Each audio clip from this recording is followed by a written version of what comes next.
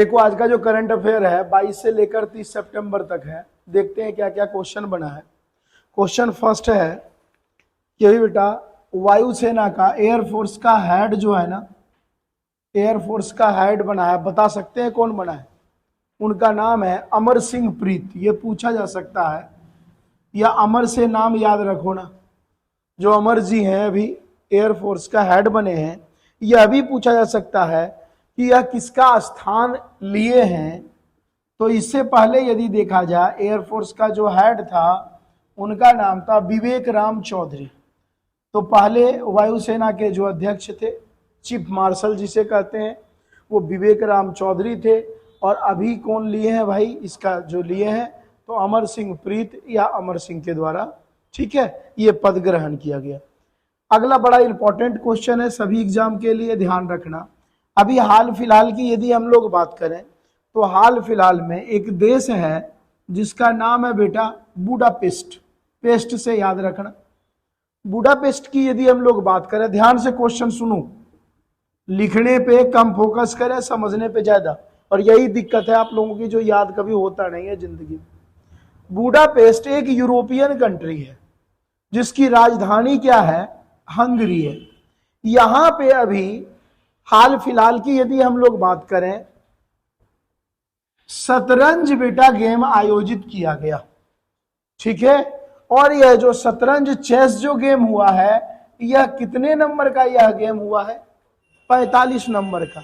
और खास बात इस गेम का यह है कि पहली बार, ध्यान रखना, इतिहास के पन्नों में भारत का नाम आया है। दोनों मेल चेस गेम हो या फीमेल चेस गेम हो, दोनों में जो विजेता बने हैं वह भारतीय टीम के जो भी मेंबर्स थे वही विजेता बने।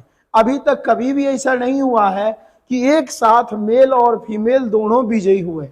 तो सबसे पहला सवाल, 2024 का जो ओलंपियाड जो शतरंज गेम हुआ है वह कितने नंबर का हुआ? 45 नंबर का।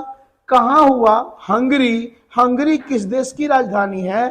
तो बुडापेस्ट की राजधानी है। और यह एक यूरोपीय कंट्री है।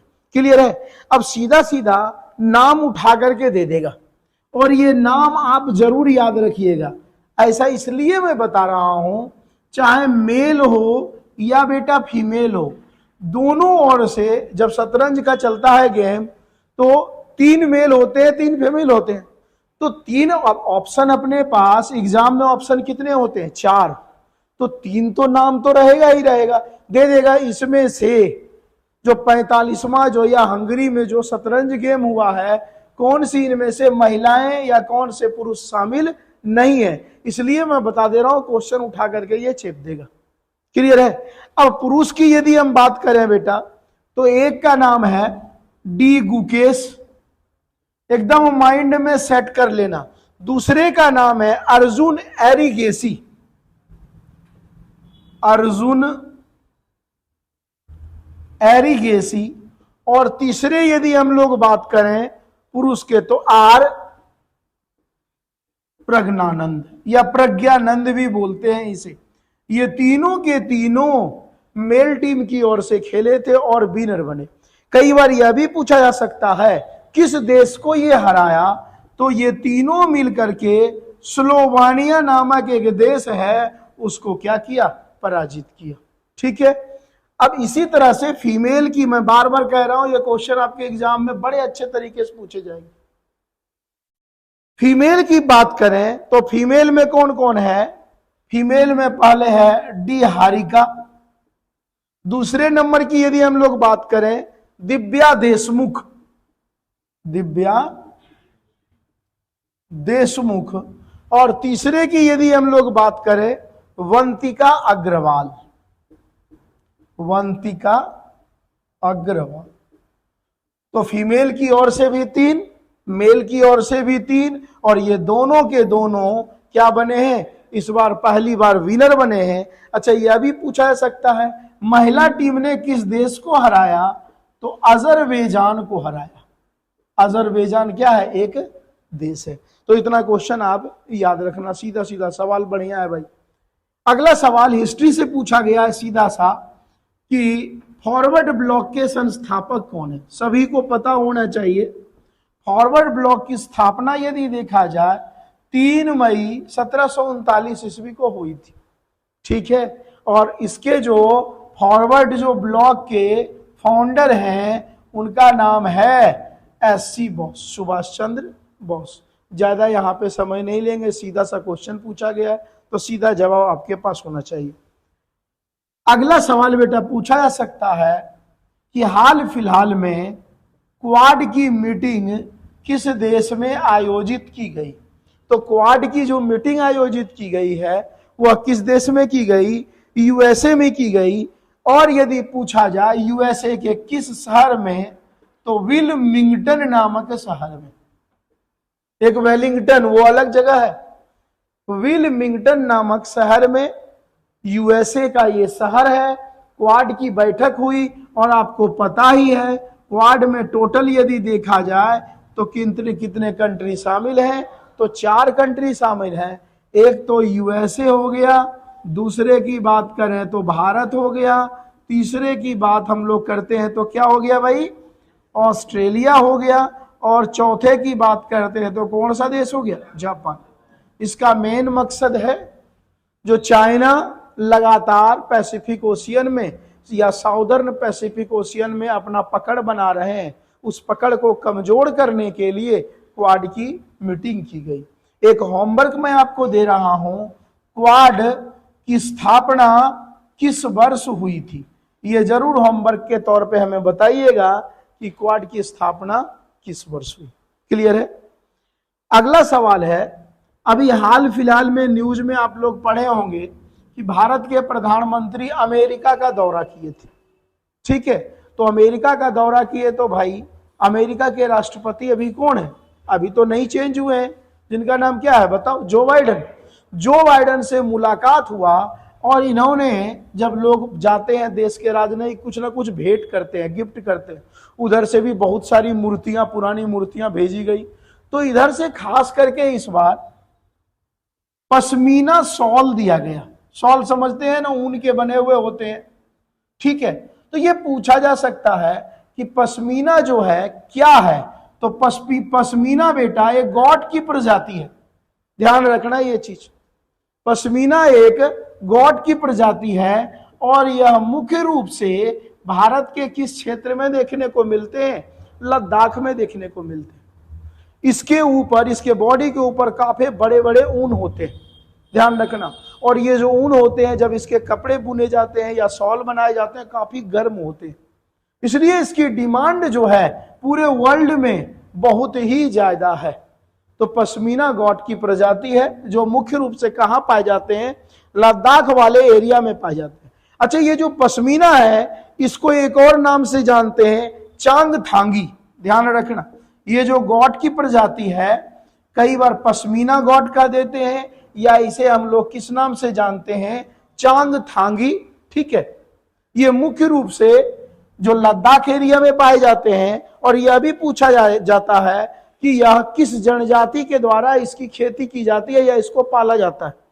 तो मुख्य रूप से यदि देखा जाए एक बेटा जनजाति है जिसका नाम है चांगथांग जनजाति, जो कहां पाए जाते हैं, लद्दाख वाले एरिया में। क्लियर है।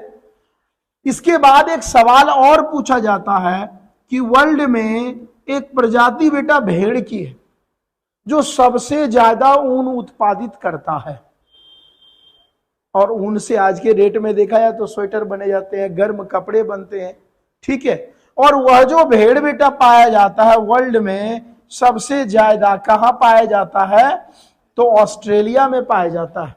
उस भेड़ का आप लोगों को नाम पता है तो बता सकते हैं, नहीं तो बाद में हमें बता दीजिएगा। पूरे वर्ल्ड में पूछा जाए सबसे ज्यादा ऊन उत्पादन ये गॉड की प्रजाति करता है, ये भेड़ की नस्ल। तो ये भेड़ की नस्ल सबसे ज्यादा करता है, यह भी मैं बता दिया हूं। यह जो है वन टाइम में 15 से 20 केजी ऊन निकालता है, सोचो क्या होगा। और ये पाए जाते हैं मुख्य रूप से कहां, ऑस्ट्रेलिया में। पश्मीना के बारे में बता ही दिया हूं कि ये भारत की प्रमुख प्रजाति है, ठीक है। तो ये होमवर्क मैं जो देता हूं वो जरूर, क्योंकि होमवर्क वाले क्वेश्चन मैं देखा हूं कई बार आपके एग्जाम में पूछा जाता है। अगला सवाल देखते हैं। अगला सवाल क्या है भाई? अगला सीधा सा सवाल पूछा गया है, डल झील कहाँ है? तो आपको पता ही है, डल और वुलर झील दोनों J&K में है। वुलर झील एशिया की सबसे बड़ी मीठे पानी की झील है, साथ ही जम्मू कश्मीर की भी सबसे बड़ी झील है। और जो डल झील है वह दूसरे नंबर की झील। क्लियर है? अब यहां से कुछ सवाल आ सकता है कि कश्मीर का मुकुट किसे कहते हैं? ध्यान रखना, कश्मीर का मुकुट, मुकुट समझते हो? टोपी। या दूसरे सेंस में पूछा जाए, श्रीनगर का गहना। ऐसे कई बार आपके एग्जाम में पूछा जाता है कि श्रीनगर का गहना या कश्मीर का मुकुट किसे कहा जाता है? तो कश्मीर में जो पाए जाने वाले कौन से झील है, डल झील है, उसे कश्मीर का मुकुट या श्रीनगर के गहने के नाम से भी हम लोग जानते हैं। अगला सीधा सा सवाल पूछा गया है कि तमिलनाडु के गवर्नर कौन है? पता है? बताओ किसी को।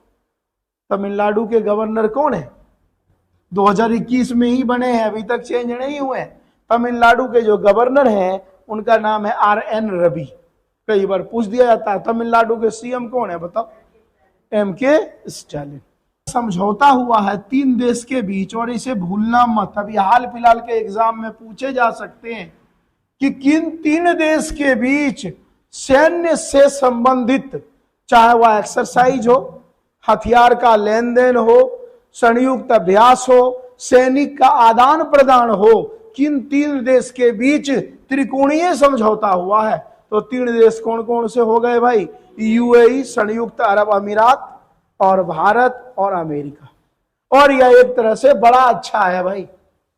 एक्सरसाइज हो, वेपन्स, अब मान लो भारत को कुछ आर्मी बटालियन एक्स्ट्रा चाहिए, तो तुरंत तो सरकार अपॉइंट कर नहीं सकते हैं। सरकार तुरंत किसे आवेदन देंगे?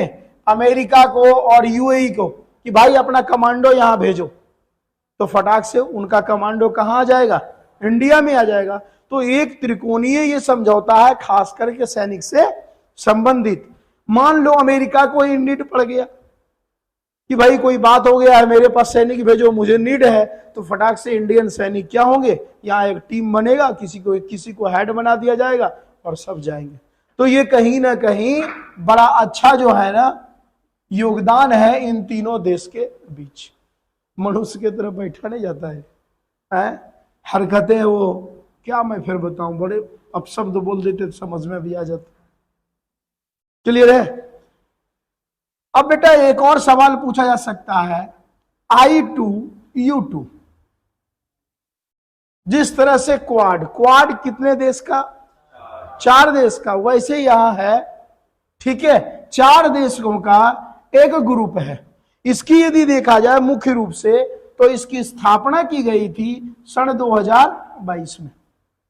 I का मतलब अपना क्या हो गया भाई? इंडिया। और I का मतलब क्या हो गया? इजराइल। I2U2 का मतलब USA और UAE। तो यदि पूछा जाए I2 और U2 में कितने देश शामिल हैं, तो I2 और U2 में टोटल कितने देश शामिल हैं? 4 देश। भारत 1, इजराइल 2, USA 3 और UAE 4। इनका भी मेन मकसद यही है कि अपने आप को इतना डेवलपमेंट करना जो कि कल के डेट में किसी भी समस्या का समाधान किया जा सके। तो जिस तरह से क्वाड 4 है, क्वाड है ना, क्वाड 4 मतलब 4 कंट्री है, वैसे ही I2U2 की स्थापना किस वर्ष हुई थी? 22 में। और इसमें भी कितने देश शामिल हैं? तो 4 देश शामिल है। क्लियर है? नेक्स्ट अगला सवाल पूछा जा सकता है, बड़ा ही जबरदस्त सवाल है कि भारत का पहला राज्य या उस राज्य का नाम बताइए जो वाटर बजट लाया है। जल पर बजट, कि इतना वाटर पे खर्च किया जाएगा अलग से। जैसे 2 तरह के बजट होते हैं, रेल बजट, आम बजट, अब तो एक ही कर दिया गया है भाई। लेकिन एक तो भारत का इकलौता या भारत का पहला राज्य कौन सा राज्य बना है? केरल ऐसा राज्य बना है जो अलग से एक नए बजट लाने का प्रावधान किया है, और वह जो बजट है किस क्षेत्र में, जल बजट। आने वाले समय में ध्यान रखना, सभी देश सभी स्टेट लाएंगे, क्योंकि वाटर अशुद्ध होगा, हम लोग पिएंगे तो नुकसान होगा, इसलिए कहीं ना कहीं वाटर को प्योर करने के लिए अलग से इसके लिए बजट लाया ही जाए। क्लियर है। नेक्स्ट सवाल है सीधा सा, आप लोगों क्लास में हम पढ़ाए थे सिल्क खेती, ठीक है, सेरिकल्चर। तो यहां से पूछा जाता है बिहार का वह क्षेत्र जो सिल्क सिटी के नाम से जाना जाता है, बताओ कोई बताओ। तो बिहार का वह क्षेत्र जो सिल्क सिटी के नाम से जाना जाता है उसका नाम क्या है, तो भागलपुर। सीधा सा सवाल कई बार आ जाता है इसमें, सिल्क सिटी के नाम से फेमस है, 4 जगह का नाम होगा, भागलपुर बड़ा ही फेमस है, ध्यान रखना इस मामले में। अगला सवाल है हरिणी अमर सूर्या, हरिणी अमर सूर्या, ये काफी चर्चा का सब्जेक्ट रही है, अभी फीमेल है, और ध्यान रखना ये हाल फिलहाल में किस देश के प्राइम मिनिस्टर बनी है। तो हाल फिलहाल में यदि देखा जाए तो यह श्रीलंका की प्रधानमंत्री बनी है, माइंड में सेट कर लेना। क्यों चर्चा का सब्जेक्ट ये था, इसका रीजन भी है, इनकी जो पढ़ाई लिखाई हुई है वह भारत के डीयू में हुई है, दिल्ली यूनिवर्सिटी में।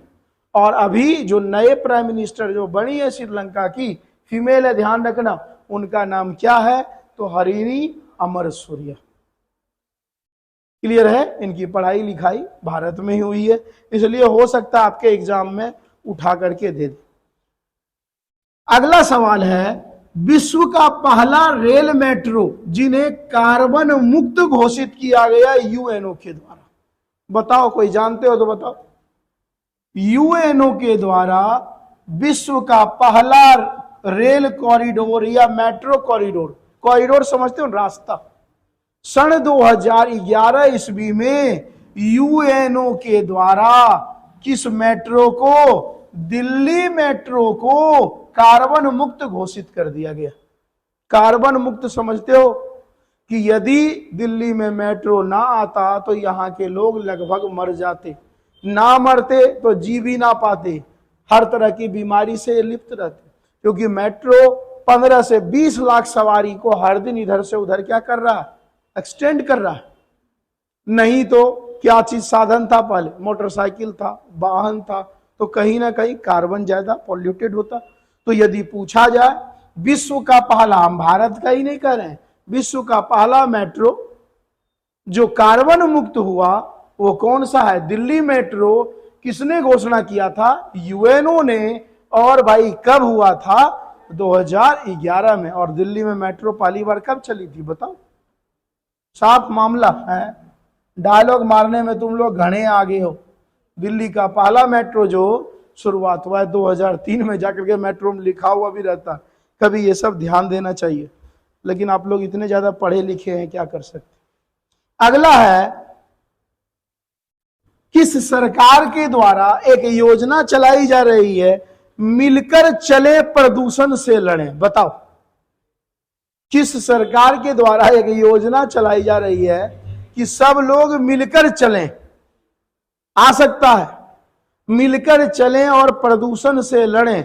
तो यह किस सरकार के द्वारा योजना चलाई जा रही है, तो दिल्ली सरकार के द्वारा। पहले प्रदूषण फैलाता है और फिर कहता है मिलकर चलें, हमें फ्री दिया तो उसी का तो नुकसान है। क्लियर है। तो दिल्ली सरकार के द्वारा यह योजना चलाई जा रही है। अगला है भाई, बड़ा जबरदस्त सवाल है, हाल फिलहाल में भारतीय प्रधानमंत्री के द्वारा पुणे कहां पड़ेगा बेटा, महाराष्ट्र, महाराष्ट्र से 3 स्वदेशी सुपर कंप्यूटर का विकास किए, या 3 संस्था बना चुके हैं। मतलब अब जो है धीरे धीरे हम लोग जो आत्मनिर्भर की ओर जो बढ़ रहे हैं, या दूसरे देश पे हम लोग जो डिपेंडेंट होते थे, भारत सरकार कह रहा है सेल्फ डिपेंडेंट हो। और यह जो कंप्यूटर जो बना है सुपर कंप्यूटर, यह स्वदेशी है, किसी से हम लोग एक चिप का दाम भी नहीं लिए या दूसरे देश से नहीं मंगाए। तो यह पूछा जा सकता है। अच्छा, सवाल यह है कि राष्ट्रीय सुपर कंप्यूटिंग मिशन, यह सीधा सा उठा देगा सवाल, राष्ट्रीय सुपर कंप्यूटिंग मिशन की शुरुआत भारत सरकार के द्वारा किस वर्ष किया गया था? 2015 में।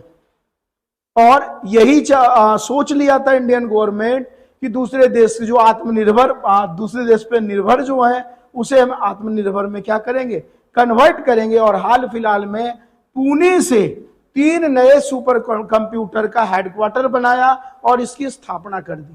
तीनों का नाम बेटा जरूरी है याद रखना।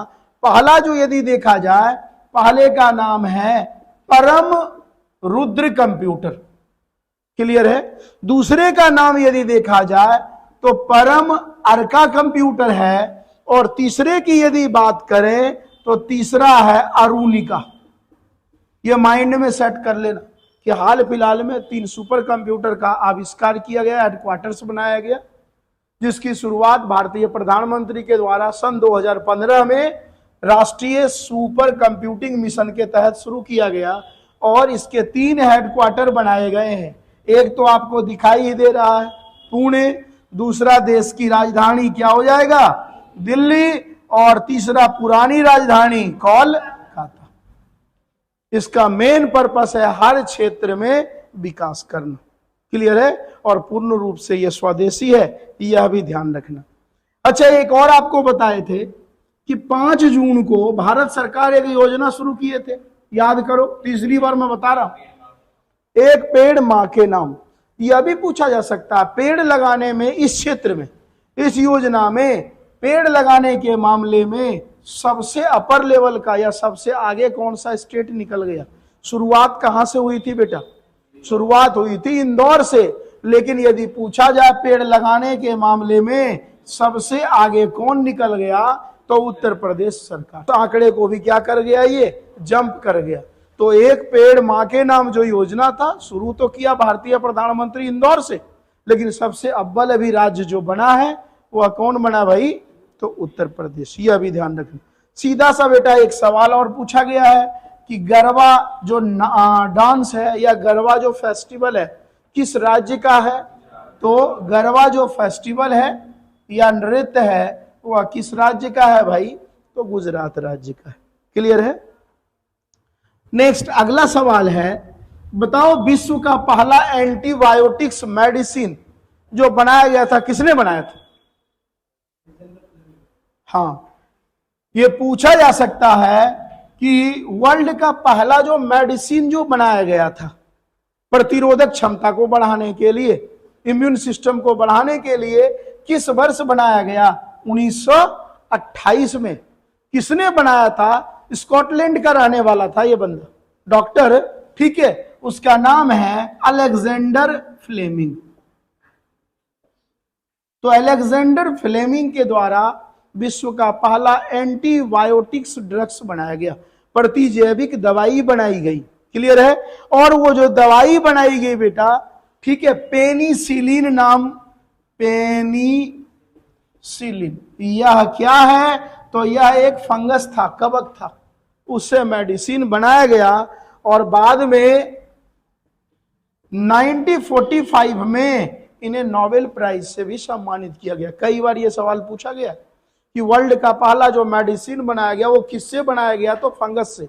बनाने वाला बंदा कौन है? फ्लेमिंग है। किस वर्ष बनाया गया? 28 में बनाया गया। और यह जो मेडिसिन था ये किस चीज के लिए था?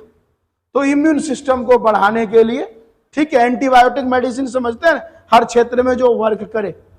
और वह जो फंगस था उसका नाम क्या था? पेनिसिलिन। और इसी के कारण नोबेल प्राइज इन्हें चिकित्सा के क्षेत्र में 1945 में दिया गया, क्लियर है। नेक्स्ट अगला सवाल देखते हैं क्या है।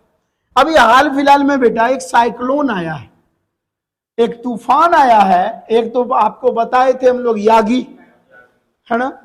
एक और साइक्लोन आया है जिसका नाम है हेलेन। तो यह जो हेलेन जो साइक्लोन आया है यूएसए के फ्लोरिडा तट पे, फ्लोरिडा वाले एरिया को काफी नुकसान पहुंचाया। हो सकता है उठा करके चेप दे, काफी ज्यादा नुकसान हुआ। हालांकि इसे पूछेगा नहीं, यागी जरूर पूछा जा सकता है, लेकिन फिर भी माइंड में रखो हेलेन नामक साइक्लोन आया।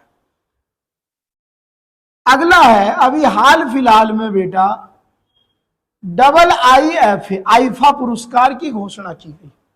बड़ा इंपॉर्टेंट है, 2-4-10 दिन पहले का क्वेश्चन है।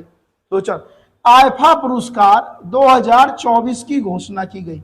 सबसे पहला सवाल है कि इंटरनेशनल जो फिल्म जो हेडक्वार्टर है वो कहां है बताओ? Abu Dhabi. आबू धाबी किसका कैपिटल? UAE। ठीक है, यहीं पे आईफा पुरस्कार, ये मूवी क्षेत्र का पुरस्कार होता है। आईफा पुरस्कार 2024 की घोषणा की गई। इसमें देखा जाए सबसे अच्छे अभिनेता के रूप में किसको इस वर्ष फेमस किया गया भाई? शाहरुख खान को। और शाहरुख जो खान है, शाहरुख खान को एक मूवी इनकी जिसका नाम है जवान। तो ये पूछा जा सकता है कि इस बार का जो बेस्ट जो अभिनेता जो अवार्ड मिला है, ठीक है, किसको मिला? शाहरुख खान को। किस मूवी के लिए मिला? ठीक है। उसके बाद यदि देखा जाए तो सबसे अच्छा मूवी का खिताब किसे दिया गया? तो सबसे, ये तो हो गया भाई शाहरुख खान, ठीक है, अभिनेता के तौर पे। फिल्म जो अवार्ड दिया गया बेटा, सबसे अच्छा दिया गया किस मूवी को? एनिमल मूवी को। एनिमल मूवी में कौन सा? वो रणवीर है ना। तो रणवीर कपूर को एनिमल मूवी के लिए सबसे अच्छा फिल्म फेयर अवार्ड दिया गया, फिल्म पुरस्कार। 2 चीज हो गया अभिनेता के तौर पे। उसके बाद तीसरा यदि देखा जाए तो सर्वश्रेष्ठ अभिनेत्री, देखो अभिनेता शाहरुख खान और अभिनेत्री जो है मुख्य रूप से देखा जाए तो कौन बने हैं बताओ? रानी मुखर्जी। रानी मुखर्जी को सर्वश्रेष्ठ अभिनेत्री का अवार्ड दिया गया। इनकी एक मूवी आई थी मिसेज चटर्जी वेसेज नॉर्वे, ध्यान रखना, देख लेना, मैं तो नहीं देखा हूं। चटर्जी है ना, वेसेज नॉर्वे के लिए सर्वश्रेष्ठ अभिनेत्री का पुरस्कार दिया गया। चौथा यह भी पूछा जा सकता है सबसे अच्छा डायरेक्टर का अवार्ड किसे मिला? तो सबसे अच्छा डायरेक्टर का अवार्ड मिला है विनोद चोपड़ा को। 12वीं फेल मूवी देखे हो? 12वीं फेल मूवी के लिए तो 4 आपको क्वेश्चन याद रखना है। फिल्म फेयर अवार्ड जो आईफा का 2024 हुआ है, अबू धाबी में हुआ है, क्लियर है। और सर्वश्रेष्ठ अभिनेता शाहरुख, सर्वश्रेष्ठ अभिनेत्री कौन है? रानी मुखर्जी, क्लियर है। अभिनेता जवान मूवी। और यदि सबसे अच्छी मूवी की यदि हम बात करें एनिमल, और उसके बाद निर्देशक की यदि डायरेक्टर की बात करें तो 12वीं फेल। 2025 की यदि हम बात करें कि 2025 में ये जो आईफा का पुरस्कार आयोजित किया जाएगा या जो आईफा जो होगा ये किस राज्य में होगा? तो मुख्य रूप से यह होना कहां पे है? भारत। भारत का राज्य कौन सा हो जाएगा भाई? राजस्थान। राजस्थान में बताओ, जगह बताओगे? यही होता ही है प्रत्येक बार, ठीक है।